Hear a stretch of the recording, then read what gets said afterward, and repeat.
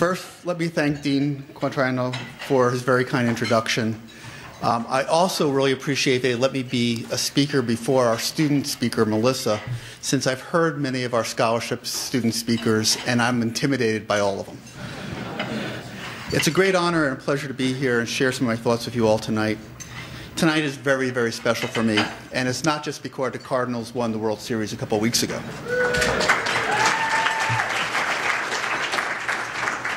I could have never imagined 30 years ago when I received a scholarship at Washington University that I would someday be asked to speak at an event like this. Things have come full circle for me, and I can only hope that in the years to come that the generosity bestowed upon the scholarship recipients here tonight will come full circle and benefit a future generation of engineering students. This is the community that together we should strive to create. More than a century ago, Herman Melville wrote, and I quote, "We cannot live our lives alone. Our lives are connected by 1,000 invisible threads, and along these sympathetic fibers, our actions run to causes and our results and return to us as results." What a wonderful thought. Our actions run to causes and return to us as results. Well, the cause that brings me here tonight is that I received a scholarship all those years ago, which I distantly recall was the Dean Scholarship. It's so long ago, I can't remember what it was that I got. I asked the guys to look it up. There's no records from that time, other than I got money to attend the engineering school here at Washington University to study chemical engineering.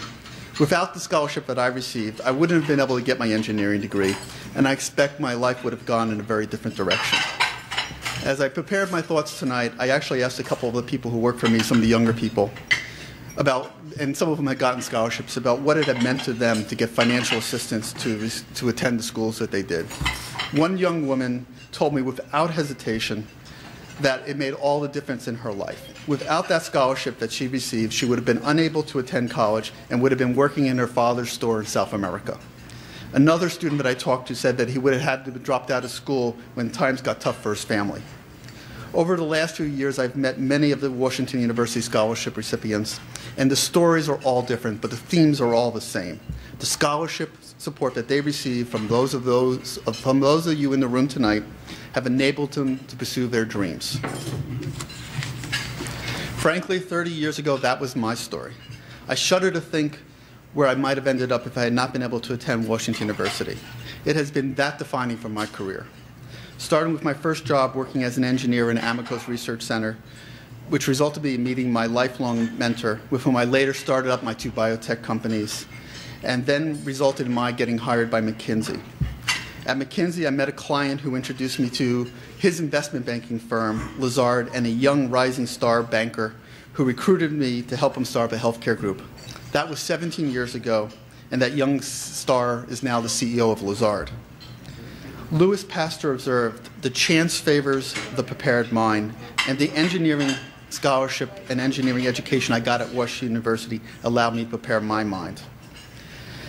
My career also illustrates 2 other points. One, I'm ADD,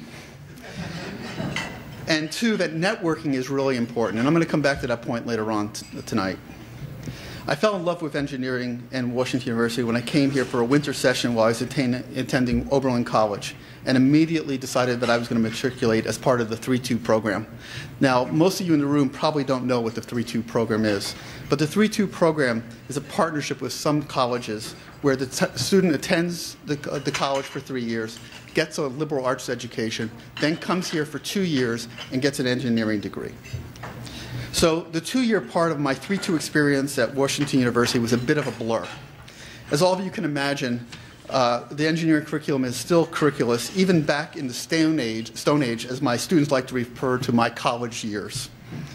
But what I do recall is that the students here wanted to make a difference, to make the world a better place, a tradition that is firmly ingrained today, as evidenced by the fact that many of you are members of organizations such as Engineers Without Borders and Engineering World Health, and are involved in projects such as building a wind turbine at the local St. Louis school or completing a sewage facility in Ethiopia. Engineers by instinct want to build, to create, to innovate. And as another one of my favorite authors, Robert Heinlein, has said, one man's magic is another man's engineering. All the students in this room make this institution stronger by their presence. And this is enabled through the generosity of the donors, many of which are present here tonight, and whom I'd like to thank on behalf of our alma mater for their philanthropic support.